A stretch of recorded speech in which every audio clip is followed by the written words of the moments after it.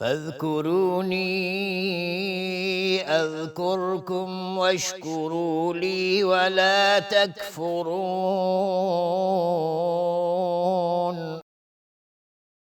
پس به یاد من باشید تا به یاد شما باشم و شکر مرا گویید و کفران نکنید.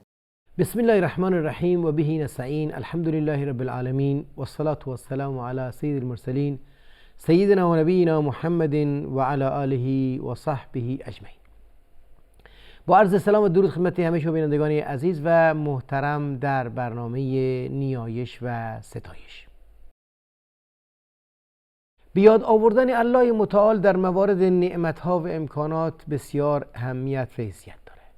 موقعیت هایی که انسان عموماً به غفلت میفته، عموماً سرور و شادی و امکانات اون رو از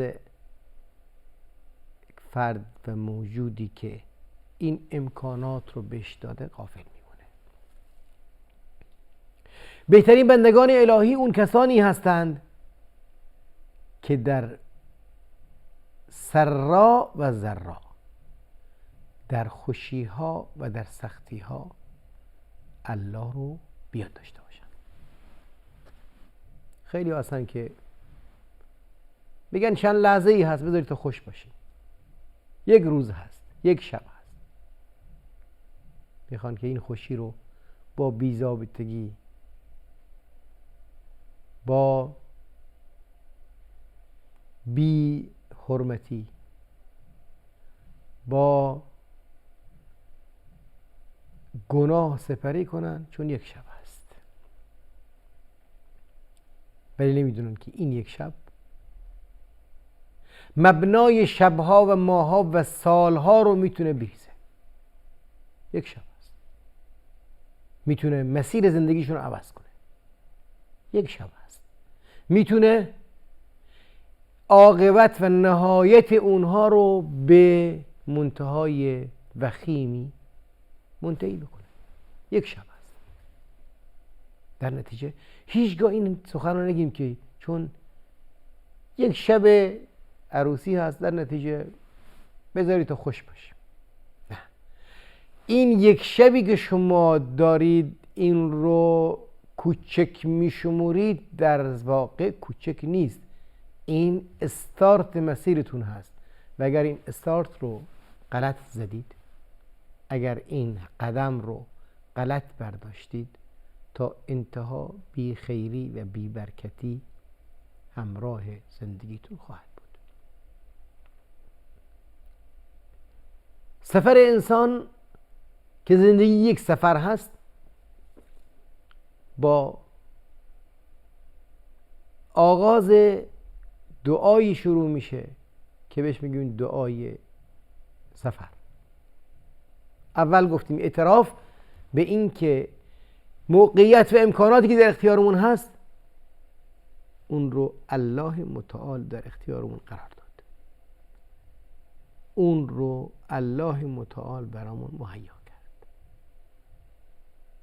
و این امکانات میتونه برامون برعکس یک بحران و یک مصیبتی رو در بر داشته باشه. در نتیجه اولی موضوع اعتراف کردن به این هست که این نعمت امکانات مرکب، نعمت امکانات وسیله نقلیه، نعمت امکانات سفری که در پیش دارم رو الله متعال برای من مهیا کرد و کمال لطف او هست.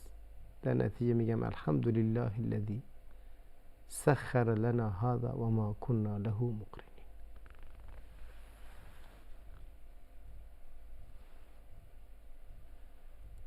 و انا الی ربنا لمنقلبون.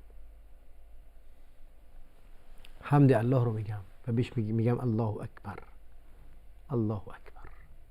بزرگی الله رو یاد بکنم و توان و قدرت خودم رو فراموش میکنم، چون اصل اون برمیگرده به الله.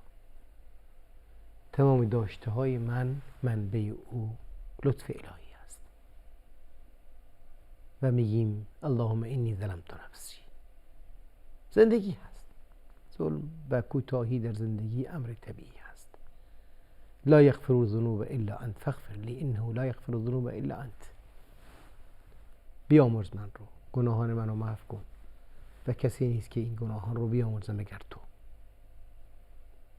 بعد سفر بسیاری هست از حرکت، ارتباطات، معاملات، سختی ها، فراز و نشیب ها.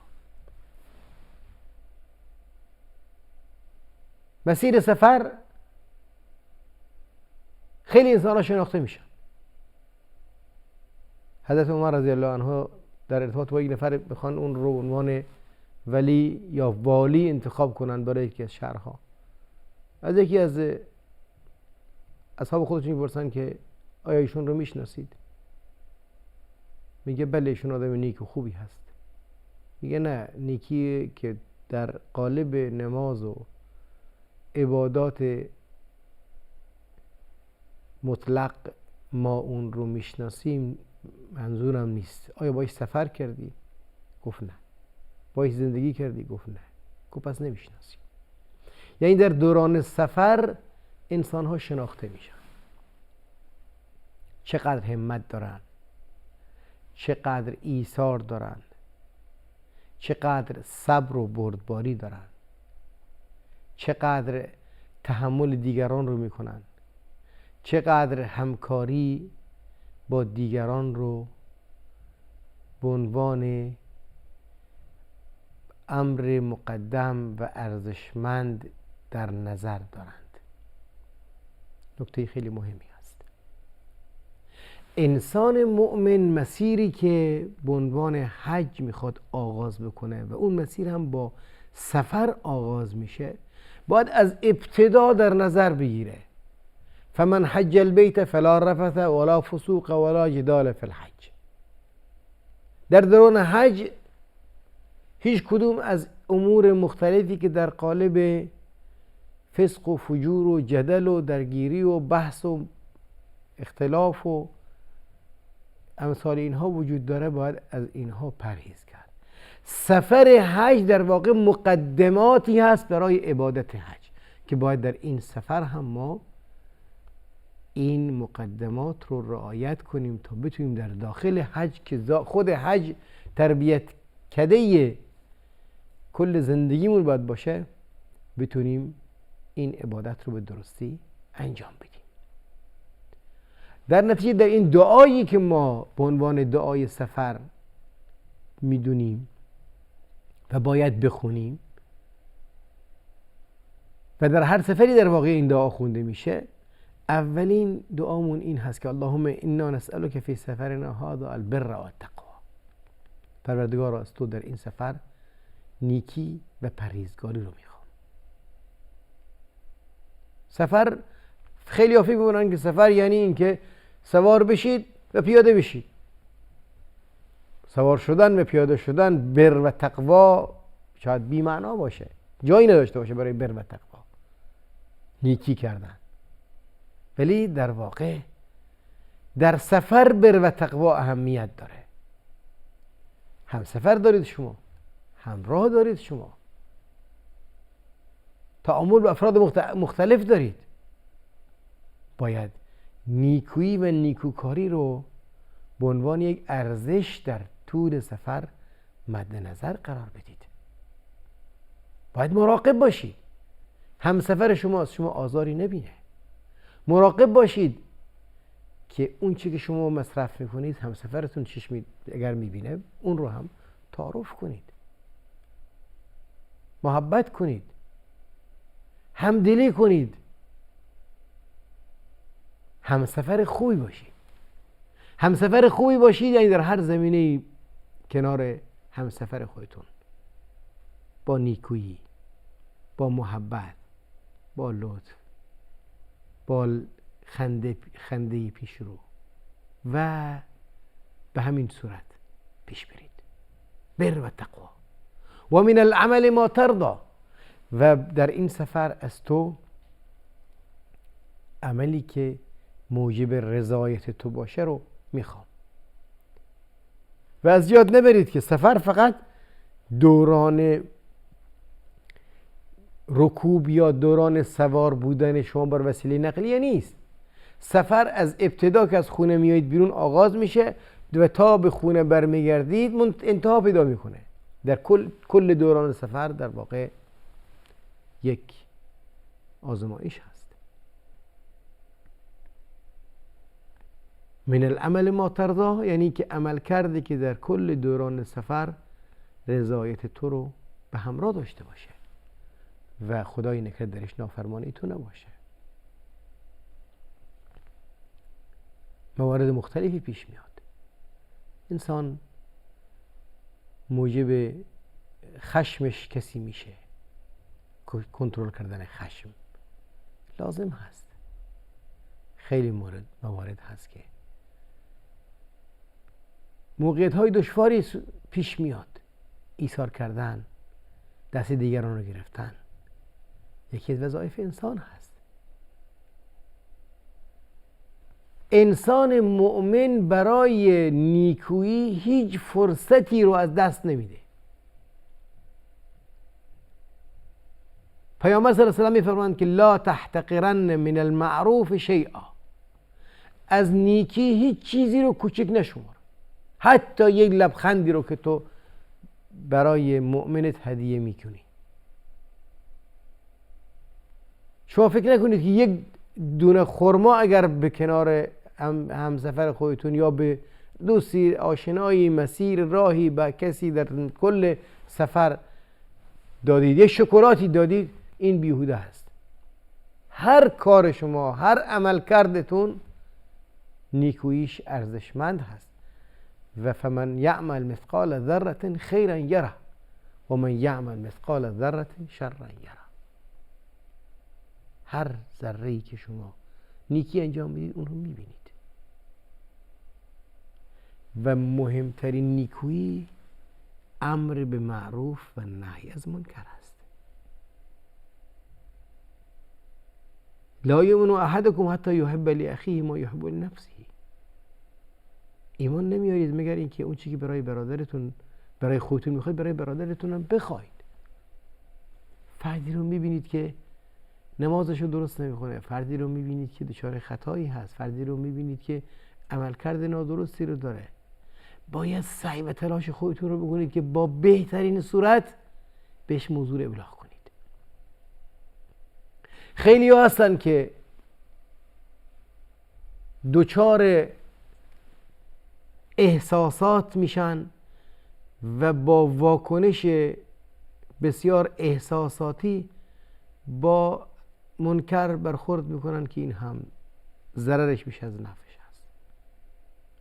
و خیلی ها هم هستن که بی تفاوت هم میگن من چرا خودمو دردسر بدم، به من چی؟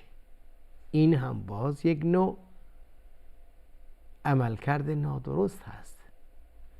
عملکرد درست این هست که حس شما نسبت به خطای دیگران یک حس زنده باشه و عملکرد شما در ارتباط با این خطا یک عملکرد سنجیده باشه.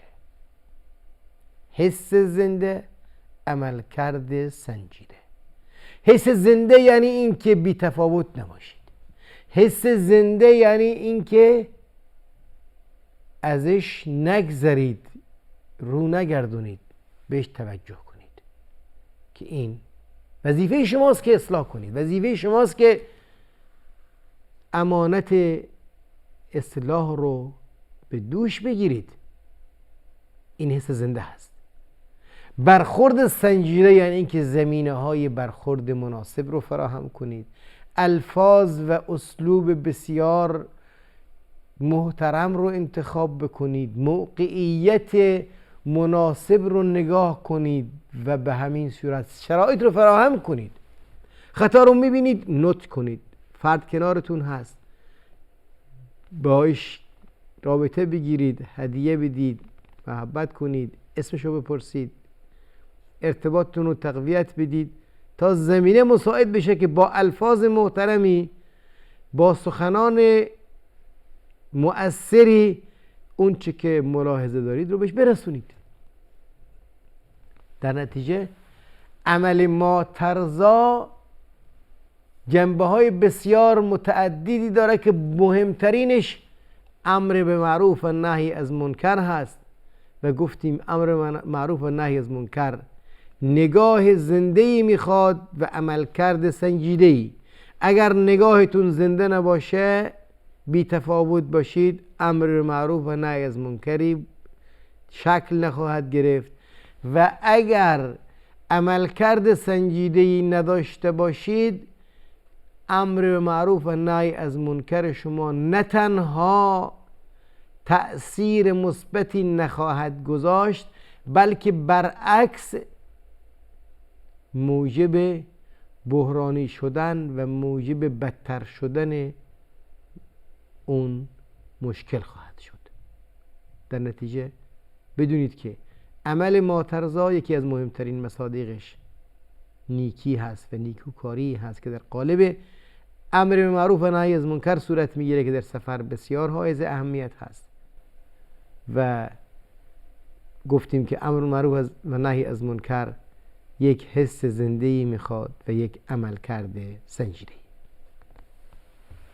بعد از این میگیم که اللهم هون علینا سفرنا هذا واطوی عنا بعده. پروردگارا این سفر رو برامون آسون بکن و دوری رو برامون کم کن.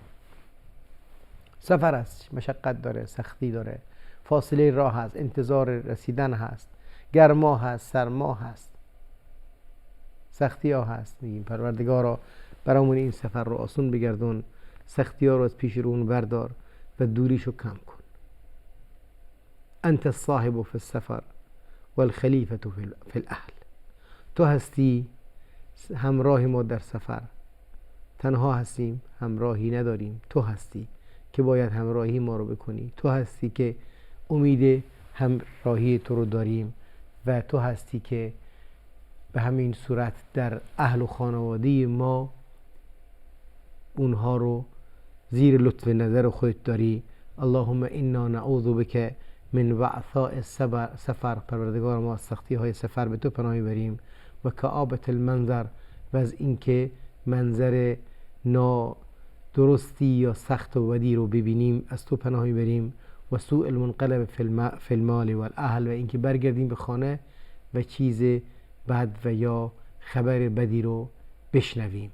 امیدوارم که این دعا رو حفظ کنید و در هر سفری و خصوصا سفر حج ابتدای این سفر رو با این دعا داشته باشید تا الله متعال همراهتون باشه در نیکوکاری و همراهتون باشه در نیازها و حاجتمندی. تو برنامه دیگه الله یار و نگهدارتون باد. السلام علیکم و رحمت الله و برکاته.